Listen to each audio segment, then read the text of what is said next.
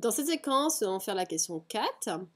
Donc ici, on considère maintenant y qui est une loi normale de paramètres m qui vaut e de x et sigma qui vaudrait le sigma de x. Et on aimerait calculer la probabilité que y soit inférieur ou égal à 26.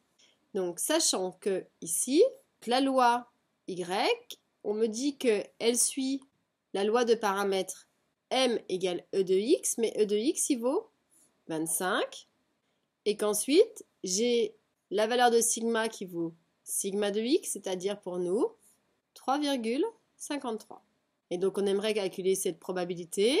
Et bien ici, on utilise directement la calculatrice. Donc on se souvient avec les Casio, c'est avec NCD.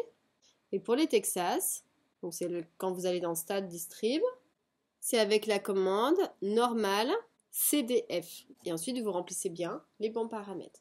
Et à ce moment-là, que la calculatrice nous donne 0,611. Donc vous voyez, petite remarque en dessous, on nous a donné les deux graphiques, c'est-à-dire celui de la loi binomiale à gauche et celui de la loi normale à droite. Et effectivement, si on regarde, si on lisse la courbe de gauche, on obtient la courbe de droite. Donc c'est intéressant en fait de faire une approximation de la loi binomiale par la loi normale. Et donc c'est ce qui va nous donner le théorème qui justifie également, on peut faire d'autres simulations, vous verriez, ça marche toujours, d'une loi binomiale par une loi normale avec les caractéristiques de la loi normale très importantes, c'est-à-dire qu'elles sont liées. Donc on prendra l'espérance de la loi normale comme étant l'espérance de notre binomial et l'écart type pour la loi normale comme étant l'écart type de la loi binomiale. Il faut bien qu'elles soient liées par un paramètre.